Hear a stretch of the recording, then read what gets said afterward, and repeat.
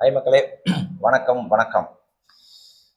First of all my சேனலை subscribe பண்ணிவிடுங்க, bell button press பண்ணிவிடுங்க. டைம் இருந்தால் வீடியோ பாருங்கள், டைம் இருந்தால் ஷேர் பண்ணுங்கள். எல்லாருக்கும் தெரிஞ்ச விஷயம் தான் நம்ம பேச போகிறோம். தெரியாத விஷயம் ஒன்றும் கிடையாது. எல்லாருக்குமே எல்லா விஷயமும் தெரியும். பட் இருந்தாலும் நம்ம தனிப்பட்ட கருத்து, என்னோட தனிப்பட்ட கருத்துன்றதை நான் ஷேர் பண்ணுறேன். That's all. பிரச்சனைகள் வந்துட்டு ஏகபோகம் வந்துட்டே தான் இருக்குது. விஜயண்ணா வந்த பிறகு அவர் ஆல்ரெடி பிரச்சனை தான் அரசு அமைச்சார். ஸோ அவர் ஸ்டார்ட் பண்ணதுலேருந்து அவர் மக்கள் இயக்கம் ஸ்டார்ட் பண்ணி, ஸோ நம்ம பல வீடியோக்கள் சொல்லுவோம். மக்கள் இயக்கமாக ஸ்டார்ட் பண்ணி அதை அப்படியே ஸ்ட்ராங் பண்ணி அதுக்கப்புறமா அரசியல் கட்சி ஆரம்பிச்சு அதுக்கப்புறமா ஸோ பிரச்சாரம் பண்ணி அதுக்கப்புறமா சிஎம் ஆயிருக்கார். ஸோ இதுக்குள்ள எவ்வளோ பிரச்சனைகள் சந்திக்க கூடாதோ அவ்வளோ பிரச்சனைகளை சந்திச்சார். ஸோ பேரிழப்புலேருந்து பேர் புகழ் கெட்டு, ஸோ ஃபேமிலி பிரச்சனைகள் பேரும் கெட்டு, ஸோ பிரச்சாரத்தில் மரண ஓலத்தையும் கேட்டு மரணங்கள் நிகழ்ந்து நீதாண்டா அதுக்கு பழின்னு சொல்லிட்டு காரணம் வச்சு எல்லா பிரச்சனைகளை சுமந்து லாஸ்டா இப்போ சிஎம் உட்காந்துருக்காரு.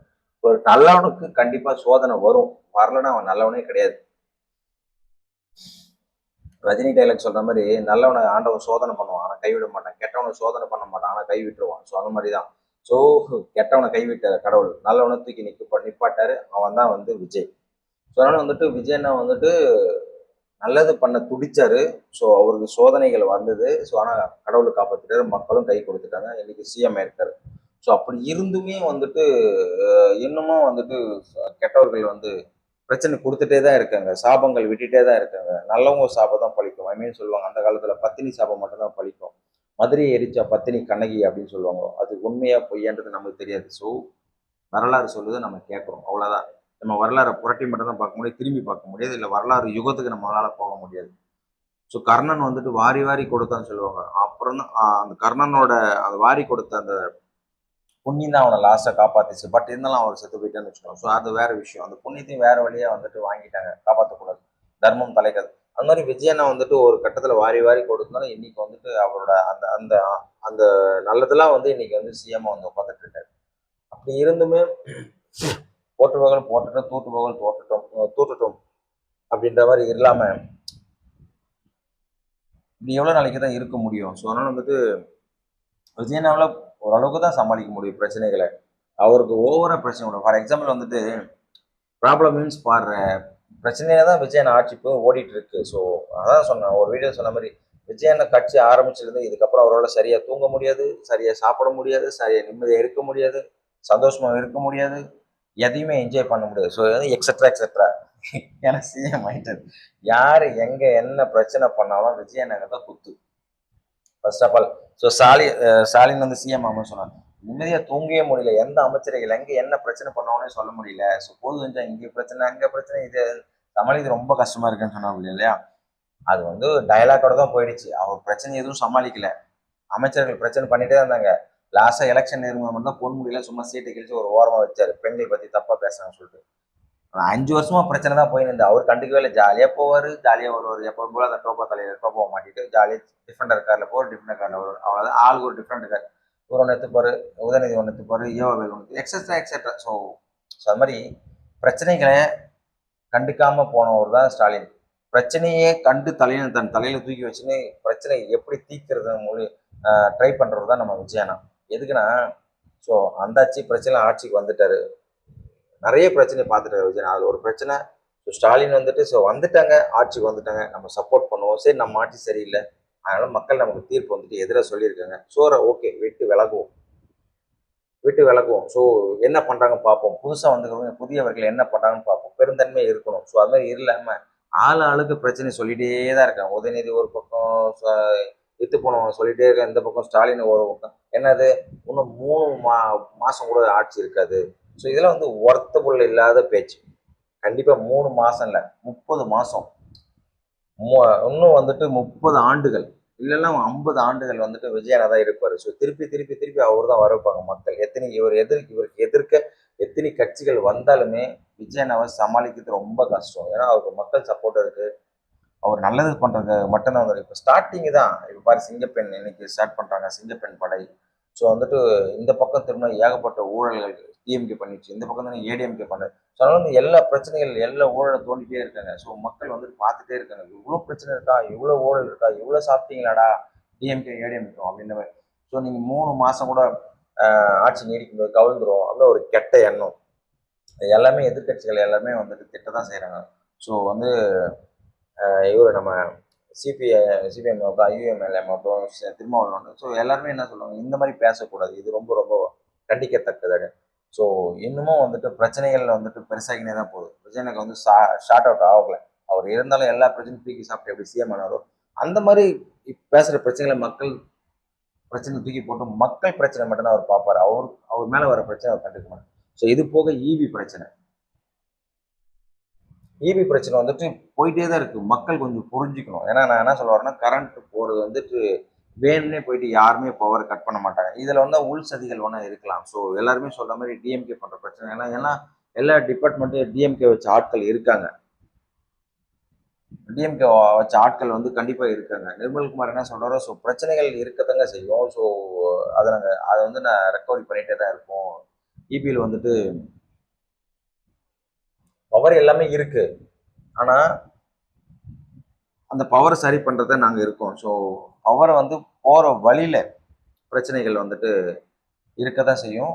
ஸோ அதை சரி பண்ணிவிட்டு நாங்கள் நிவர்த்தி பண்ணிட்டு தான் இருக்கோம். ஸோ நைட்டு கூட பார்த்தீங்கன்னா, எஸ்டர்டே நைட் கூட வந்துட்டு ஒரு 10:30 11 மணி மேலேருந்து டக்கு டக்கு டக்குன்னு கரண்ட் கட்ட ஆரம்பிச்சுது. அதுக்கப்புறம் வந்துச்சு. அதுக்கப்புறம் ஒரு மணிக்கு மேலே தான் எல்லாம் சரியாச்சு. ஸோ அதனால் வந்துட்டு எல்லா இதுவுமே ஒரு குழுவாக பிரச்சனை வருதுன்னா, ஸோ மெயின் ப்ராப்ளம் இருக்க தான் செய்யும். ஸோ இப்போ இருக்கிறது சம்மர், ஏசி எல்லாமே ஆன் பண்ணோமா டப்பு டப்பு டப்புன்னு எகிற ஆரம்பிக்கும். அங்கங்கே ஒயர் வெடிக்கும், இல்லை பார்த்தீங்கன்னா எரியும், டிரான்ஸ்ஃபார்ம் வெடிக்கும், டிரான்ஸ்ஃபார்ம் சப்போர்ட் பாக்ஸுங்க வெடிக்கும். ஸோ வேறு வழி இல்லை. லோடு வந்து இன்க்ரீஸ் ஆகும்போது எல்லாருமே நைட் ஆனால் எல்லாம் ஏசி ஆன் பண்ண ஆரம்பிக்கிறாங்க. வெயில் தாங்கலை, வேர்க்குரு, ஸோ புழுக்கும், தூக்கம் இல்லை. ஏன்னா எக்ஸ்ட்ரா இயற்கையை நம்ம சமாளிக்க முடியாது. இயற்கையை சமாளிக்க நம்மளால் முடிஞ்ச அளவுக்கு செயற்கை ஏசின்னு ஒன்று ஆரம்பித்து கரண்ட்லேருந்து வச்சு, ஸோ செயற்கையான கூலிங் அது வந்து அவ்வளோ நல்லது கிடையாது, கெட்டது தான். பட் இருந்தாலும் வேறு வழி இல்லாமல் ஸோ மக்கள் கொஞ்சம் நிம்மதியாக தூங்கணும்னா பகலில் வேலை பார்க்கணும், நைட்டு தூங்கணும்னா வேறு வழி இல்லை. ஸோ அதனால் அந்த ஏசி ஆன் பண்ணுறாங்க, டப்பு டப்பு டப்புன்னு வெடிக்குது, அவ்வளோதான். ஸோ பவர் கட்டு இல்லாமல் தான் இருக்கும். அதை சரி செய்யறதுக்கு தான் நம்ம அரசாங்கம் இருக்குது, சரி பண்ணுவாங்க. மக்கள் கொஞ்சம் பொறுத்துக்கணும். எல்லாத்துக்கும் வந்து வெட்டிச்சுமா ஒன்றுமே பண்ண முடியாது. ஸோ அதனால் வந்துட்டு அதிகாரிகளை நம்ம சிஎம்ஆல வந்துட்டு சட்டம் சரி செய்யுங்க சொல்ல தான் முடியும். பட் அவர் வந்து எல்லாத்தையும் அவரே பார்த்துக்க முடியும். அதாவது அந்தந்த டிபார்ட்மெண்ட்டுக்கு மக்கள் பணியாற்றுறதுக்காக அந்த டிபார்ட்மெண்ட்டுக்கு ஆட்கள் இருக்காங்க. ஸோ பிரச்சனைகள் சரி செய்யப்படும். விஜயன் ஆட்சியில் பிரச்சனைகள் சரி செய்யப்படும், நம்புங்க. ஸோ விஜயன் நமக்கு நல்லது பண்ண தான் வந்திருக்காரு. இதில் கருப்பாடை உள்ள புகுந்து டிஎம்கே என்ற கருப்பாடை உள்ள புகுந்து ஏடிஎம்கே என்ற கருப்பாடை உள்ள புகுந்து வேலையை பார்த்துட்டு தான் இருக்காங்க. ஸோ அடிக்கடி பிரச்சனை பண்ணுங்க. தமிழ்நாடு அரசாங்கத்துக்கு கெட்ட பேர் கொண்டு வாங்க, விஜய்க்கு கெட்ட பேர் கொண்டு வாங்கன்னு சொல்லிட்டு டிஎம்கே வக்ர புத்தி கொண்ட நாய்ங்க. ஸோ அவங்க பிரச்சனை பண்ணிகிட்டே தான் இருப்பாங்க. நம்ம அண்ணன் தூக்கி தூக்கி எல்லாரையும் வேட்டையாடிட்டே தான் இருப்பார். ஏன்னா ஒரு லயன் ஆல்வேஸ் லயன், அவர் அப்படியே சொல்லியிருக்காரு. சிங்கம் வேட்டையாடுறதுக்கு பசி எடுத்தால் மட்டும்தான் சிங்கம் வேட்டையாட வெளில வர சொல்லியிருக்காரு இல்லையா. சும்மா விளையாட்டுக்கெல்லாம் வேட்டையாடாது. எப்பவுமே சிங்கம் பதுங்கி அடிச்சுட்டே தான் இருக்கும். இந்த நரி கூட்டத்தை கடிச்சு துப்பிட்டே தான் இருக்கும். ஸோ மக்களை பற்றி கவலைப்படாதீங்க. ஸோ விஜயனை எப்பவுமே நல்லது பண்ணிடுவார். விஜயனை ஆட்சி இருக்க வரைக்கும் எப்பவுமே தமிழ்நாடு நல்லது தான். ஸோ ஒவ்வொன்றா பண்ணிட்டு தான் இருப்பாங்க. சில குறைகள் இருக்க தான் செய்யும், அது நிவர்த்தி பண்ணிடும். மக்கள் சொன்னாங்கன்னா ஃபார் எக்ஸாம்பிள் வந்து நேற்று ஒரு ப்ரோக்ராம் நடக்குது. அந்த ப்ரோக்ராமில் ஸோ ரமேஷ் இருக்கிற அமைச்சர் இந்த பக்கம் ஆக்சுவலாக வந்து அந்த பக்கம் ஏடிஎம்கே எம்எல்ஏ அவரோட பேரும் பேனரில் இல்லை, ஃபோட்டோவும் இல்லை, அவர் மதிக்கவே இல்லை, யாரும் கூப்பிடவே இல்லை. ஸோ பட் இருந்தாலும் இந்த தொகுதி எம்எல்ஏ எங்கன்னு சொல்லிட்டு கூப்பிட்டு வச்சு ரிப்பன் கட் பண்ண வைக்கிறார். எவ்வளோ நல்ல ஒரு பாலிசி. ரமேஷ் அமைச்சர் வந்துட்டு எவ்வளோ நல்ல பாலிசி. ஸோ இந்த பக்கம் சென்னையில் அதே ப்ரோக்ராம் நடந்துச்சு. டிஎம்கே நாய், இந்த மேயர் நாய் வந்துச்சு, பெரிய நாய். ஸோ நம் ஆல்ரெடி கரண்ட் இருக்குது, எம்எல்ஏவுக்கு ரிப்பன் கட் பண்ணவும் விடலை, மெழுகு வெத்தி ஏற்றவும் விடலை. ஸோ எவ்வளோ கேவலமான ஒரு புத்தி இந்த பெரிய நாய்க்கு. அந்த நாயெல்லாம் தூக்கி அப்போ வெளியே ஏற்றிருக்கணும். ஸோ வலுக்கட்டாயமாக வெளியேற்றிருக்கணும். ப்ரோக்ராமை எதிர்க்கக்கூடும், மேயர் பதவியிலேருந்து தூக்கி இருக்கணும். ஸோ விஜயண்ணா வந்துட்டு பண்ணல, அது அவரோட பெருந்தன்மை. ஸோ வேற யாருன்னா சிஎம்ஓ நானோ இல்லை நீங்களோ இருந்தா சிஎம் இருந்தால் கண்டிப்பாக அந்த அந்த அந்த லேடி தூக்கி வெளில போடுங்க உடனே சொல்லியிருப்பாங்க. விஜய் என்ன பண்ணல, வெயிட் பண்ணுறாரு என்ன பண்ணுறேன்னு சொல்லிட்டு. ஸோ அதனால் வந்துட்டு நல்ல விஷயம். இன்னொரு எம்எல்ஏ வந்துட்டு ஏன் அவரோட பேரை போல இது வந்து தப்பு. ஸோ இவரோட தொகுதி கண்டிப்பாக அவர் எதிர்கட்சி தலைவராக இருந்தாலும் எதிர்கட்சி எம்எல்ஏவாக இருந்தாலும் நம்ம கட்சி நம்ம ஆட்சியில் எல்லாமே நம்ம ஆளுங்க அப்படின்ற மாதிரி ரமேஷ் வந்துட்டு பெருந்தன்மையாக ஏடிஎம்கே எம்எல்ஏவை கூப்பிட்டு இவரும் சேர்ந்து 2 பேரும் ஒன்றா ரிப்பன் கட் பண்ணுறாங்க. ஸோ இது ஒரு ரொம்ப நல்ல விஷயம். ப்ரோக்ராமில் கூப்பிட்டு வச்சு பேசுகிறாரு, கை கூட சேர்க்கக்கூடாது. ஒரு அமைச்சர் புது அமைச்சராக இருந்தாலும் பண்ணுறாரு. இதுதான் வந்துட்டு விஜயன் ஆட்சி. ஸோ மக்கள் நம்புறாங்க, நம்பித்தான் ஆகணும், வேற வழி. நம்பினவங்க தான் ஓட்டு போட்டுருக்காங்க. நம்பாதவங்கள நம்ப வைக்கிறாரு. ஸோ நல்லாட்சி பண்றாரு. ஸோ ஆமால்ல, நம்ம ஓட்டு போட்டுருக்கலாமோ, இப்போ கில்ட்டியா ஃபீல் பண்ணுவாங்க. விஜயண்ணாக்கு யார் யாரெல்லாம் ஓட்டு போடலையோ இப்போ கில்ட்டியா ஃபீல் பண்ணுவாங்க. இதுக்கு முன் டிஎம்கே ஆட்சியில் எவ்வளோ ஊழல் பண்ணாங்களோ, ஏடிஎம்கேல எவ்வளோ ஊழல் பண்ணாங்களோ எல்லாமே திருட்டு பசங்க. ஸோ அதனால வந்துட்டு இந்த திருட்டு பசங்களாம் தூக்கி எறியறதுக்கு வந்துட்டு கொஞ்ச நேரம் ஆகுது. ஸோ அதனால விஜய் என்ன வெயிட் பண்ணிட்டு இருக்காரு. ஸோ ஊழல் பண்ண நரி கூட்டம் எல்லாத்தையுமே கண்டிப்பாக அரெஸ்ட் பண்ணுறதுக்கு வெயிட் பண்ணிட்டு இருக்காங்க போலீஸு. கண்டிப்பாக இந்த நரி கூட்டம் எல்லாமே ஒன்று திகார் ஜெயிலுக்கு போவோம். சென்ட்ரலில் அரெஸ்ட் பண்ணால் திகார் ஜெயிலு, நம்ம ஸ்டேட்டில் அரெஸ்ட் பண்ணால் புழல் ஜெயிலு. கண்டிப்பாக வந்துட்டு கொள்ளடிச்ச ஊழல் பண்ண நரிகள் எல்லாமே தொக்க மாட்ட போகிறாங்க, தூக்கி சொருக போகிறாங்க ஜெயிலில். ஸோ வெயிட் பண்ணி பார்ப்போம். ஸோ அதனால் வந்துட்டு விஜயனை வந்து பிரச்சனைகள் பார்த்துட்டே தான் இருக்குது. ஸோ அதனால் வந்து எந்த பிரச்சனையாலும் சமாளிக்கிற அளவுக்கு விஜயனை கிட்ட திறமை இருக்கு. அதனாலதான் வந்துட்டு இப்போ வந்து உட்காந்துட்டு இருக்காரு.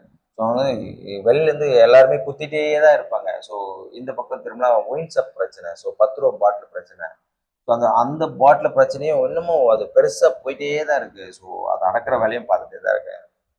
அதனால வந்துட்டு மக்களே பொறுத்திருந்து பாருங்க. விஜயனுக்கு ப்ராப்ளங்கள் நிறைய கொடுக்கக்கூடிய ஒரே ஆள் வந்து டிஎம்கே தான். சப்போர்ட்டுக்கு ஏடிஎம்கே இருக்காங்க. ஸோ வெளியிலேருந்து இந்த சீமா மாரி இந்த பன்னிலாம் வந்துட்டு பீ தின்றதான் லாய்க்கி. அங்கங்கே பிச்சை வாங்கி பீ தின்றதான் லாய்க்கி. அந்த பன்னி வந்துட்டு அடக்கி வைக்கணும். அந்த நாயத்துக்கு உள்ள போட்டால் கரெக்டாக இருக்கும். ஸோ பொறுத்திருந்து பார்ப்போம். ஸோ விஜயண்ணா எல்லா ப்ராப்ளத்தையும் சால்வ் பண்ணுவார். மக்களை நம்புங்க. ஸோ குதிரை வேக அரசு கண்டிப்பாக செயல்படும். குதிரை பாயறதுக்கு முன்னாடி பதுங்கி தான் நிற்கும். பாய ஆரம்பிச்சதுன்னா ஸ்டார்ட் பண்ண அதனோட டார்கெட்டை அடையாமல் விடாது. ஸோ அதுதான் நம்பர் 1 குதிரை. பொறுத்திருந்து பார்ப்போம். நம்ம மக்களாட்சி தொடரட்டும். விஜயண்ணா ஆட்சி எப்போ சிறக்கும். பொறுத்திருந்து